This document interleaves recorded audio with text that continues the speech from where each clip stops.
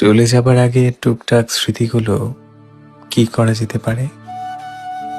পুড়িয়ে দেব, মুছে ফেলবো, ভুলে যাব?